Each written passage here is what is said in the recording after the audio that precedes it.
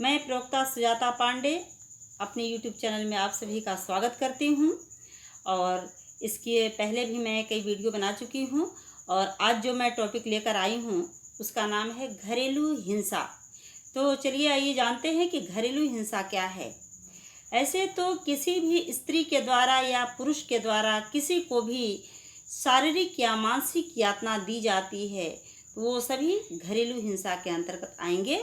हिंसा किसी के साथ भी हो सकती है, चाहे वह स्त्री हो चाहे पुरुष हो। लेकिन आज जो टॉपिक हम लेकर यहाँ आए हैं वो है महिला उत्पीड़न से संबंधित समस्या।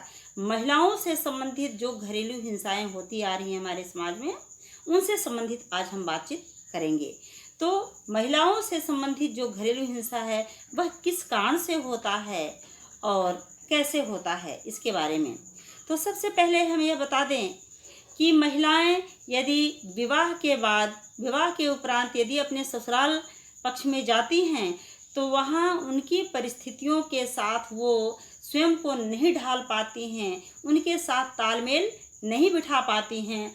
ऐसी परिस्थिति में वो चिड़चिड़ापन उनमें आ जाता है और बहुत सारे भेदभाव आने लगते हैं। तो इस प्रकार से घरेलू हिंसा का जन्म शुरुआत हो जाता है यहाँ से। दूसरा महत्वपूर्ण कारण यह है कि दहेज के कारण घरेलू हिंसाएं, बहुत सारी हिंसाएं होती आ रही हैं जो कि आज के हमारे समाज में बहुत बड़ी समस्या का रूप ले लिया है। तो दहेज के कारण जो हिंसाएं होती चली आ रही हैं, इसमें वर पक्ष की ओर से कन्या पक्ष से जो भी धन संपदा या रकम जितनी मात्रा में मांगी जाती है, यदि उतना मात्रा में उन्हें दहेज के रूप में धन नहीं प्राप्त होता है तो ऐसी स्थिति में कन्याओं को जीवन भर यातना का शिकार होना पड़ता है। उन्हें भिन्न भिन्न प्रकार से पति के द्वारा, सास के द्वारा, ससुर के द्वारा, नंद के द्वारा और पति के अन्य परिजनों के द्वारा उन्हें प्रताड़ित किया जाता है। तो घरेलू हिंसा वास्तव में है क्या?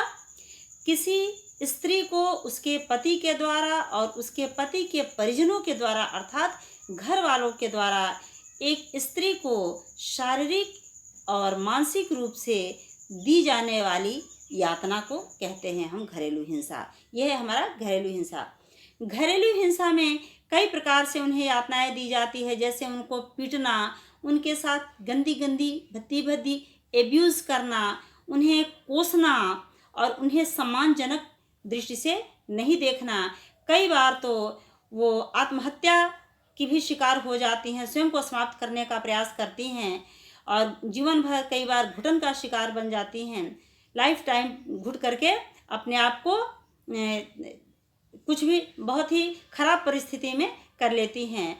और कभी कभी तो ऐसा देखा जाता है कि उन्हें जिंदा जला तक दिया जाता है।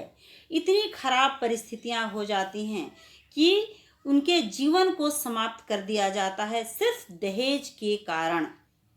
दहेज उनके लिए एक धन प्राप्ति का साधन बन जाता है। कभी कभी तो कई स्त्रियों के साथ विवाह करके उन्हें समाप्त करके वे इसे इनकम का स्रोत तक बना लेते हैं, जो दहेज के लालची लोग होते हैं।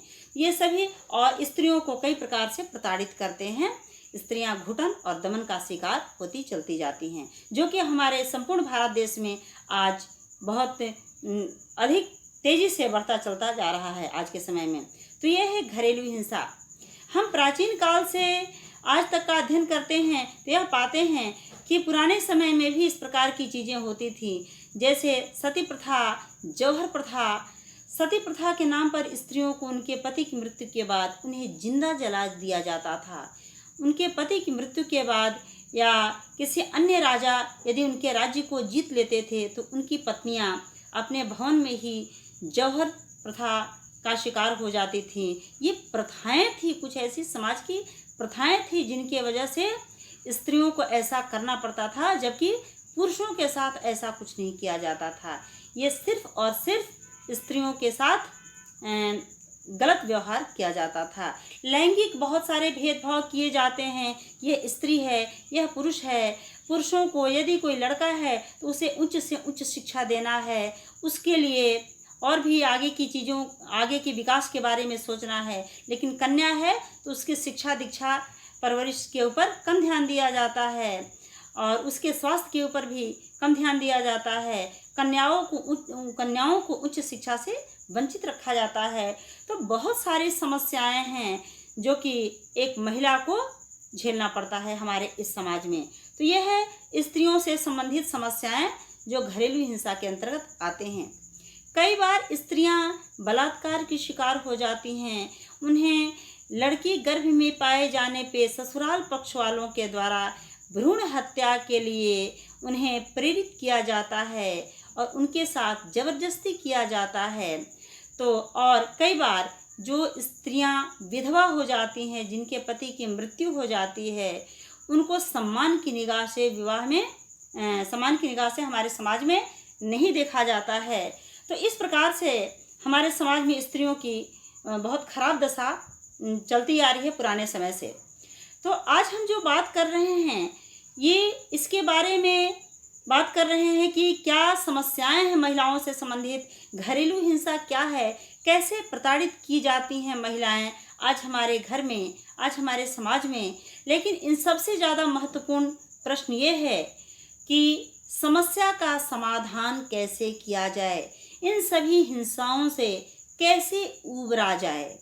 तो इसके बारे में हम थोड़ा सा आपको बता दें कि यदि कोई महिला घरेलू हिंसा का शिकार होती है और उसकी स्वेच्छा के बिना उसके अधिकारों का हनन किया जाता है, उसके साथ जबरदस्ती किसी भी प्रकार से शारीरिक संबंध स्थापित किए जाते हैं या किसी भी प्रकार से उसकी मर्जी के खिलाफ उसका शादी विवाह किया जाता है या किसी भी प्रकार से उनको प्रताड़ित किया जाता है, मारना, पीटना, अपशब्द कहना, किसी भी प्रकार से या उनके धन संबंधी, संपत्ति संबंधी अधिकारों का हनन होता है, वो चाहे किसी भी प्रकार का अधिकार हो।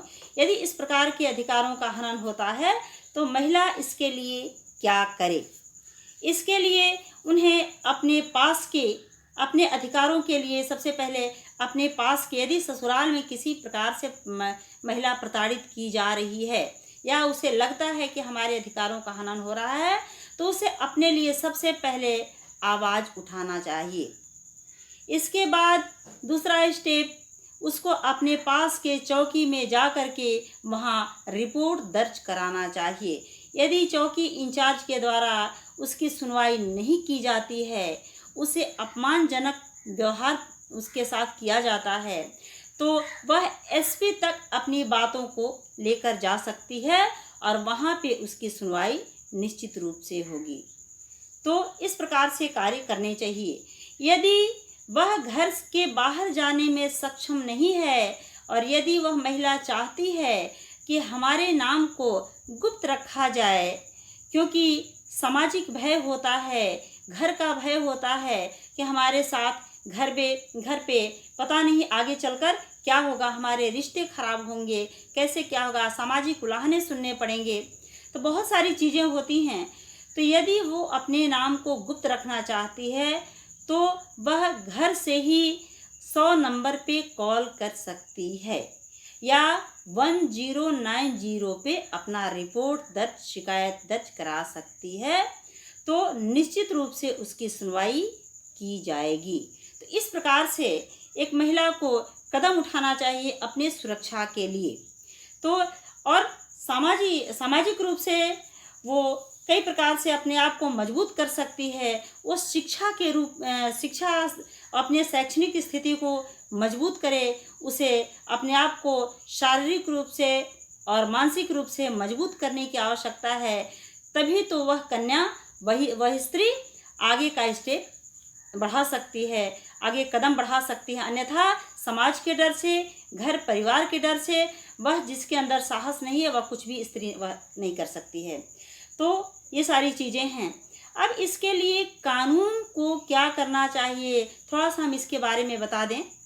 तो हमारे समाज में महिलाओं की स्थिति को मजबूत करने के लिए सबसे पहले आश्रम व्यवस्था का निर्माण कराना चाहिए, जिससे परित्यक्ता स्त्रियां जो हैं, जो जिनका त्याग कर दिया गया है घर वालों के द्वारा, जो कमज़ोर स्त्रियां हैं, जो तलाकशुदा हैं, किसी भी प्रकार से जो घर में नहीं रह सकती हैं, वो अपनी सुरक्षा की दृष्टि से और अपने जीवन यापन की दृष्टि से वह उस आश्रम में रह सकें। दूसरी चीज़ है कि व्यापार की व्यवस्था, यानी कि उनके लिए रोजगार की व्यवस्था किया जाना चाहिए, जिससे वो स्वावलंबी बनकर अपने जीवन का यापन कर सकें। तीसरी चीज़ है कि शिक्षा, स्त्रियों के लिए मुफ्त शिक्षा की व्यवस्था की जानी चाहिए और उच्च शिक्षा में भी उनको अधिक से अधिक वरीयता देना चाहिए, जिससे महिलाएं अपनी कंडीशन को सुधार कर सकें। क्योंकि शिक्षा के अभाव में उन्हें नियमों के बारे में, कानूनों के बारे में, अपने अधिकारों के बारे में पता नहीं चल पाता है, जिसकी वजह से वो अपना स्टेप नहीं ले पाती हैं, अपना अगला कदम नहीं बढ़ा पाती हैं, अपनी सुरक्षा के लिए किसी भी प्रकार का उपाय नहीं कर पाती हैं। तो शिक्षा की दृष्टि से उन्हें मजबूत होना बहुत ही आवश्यक है। अगला पॉइंट है महिला संगठन का निर्माण। एक महिला संगठन का निर्माण, एक मजबूत महिला संगठन का निर्माण होना बहुत ही आवश्यक है।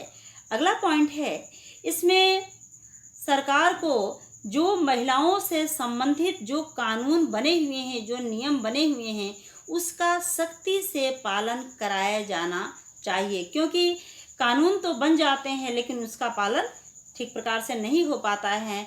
यदि महिलाएं शिकायत दर्ज कराने जाती हैं तो उनकी सुनवाई नहीं होती है, तो कई प्रकार से समस्याएं आती हैं और जिसकी वजह से महिलाओं की स्थिति नहीं सुधर पाती है और वो अपनी बातों को आगे लेकर नहीं जा पाती हैं, अपने सुरक्षा के लिए कोई भी कार्य करने में सक्षम नहीं हो पाती हैं वो महिलाएं।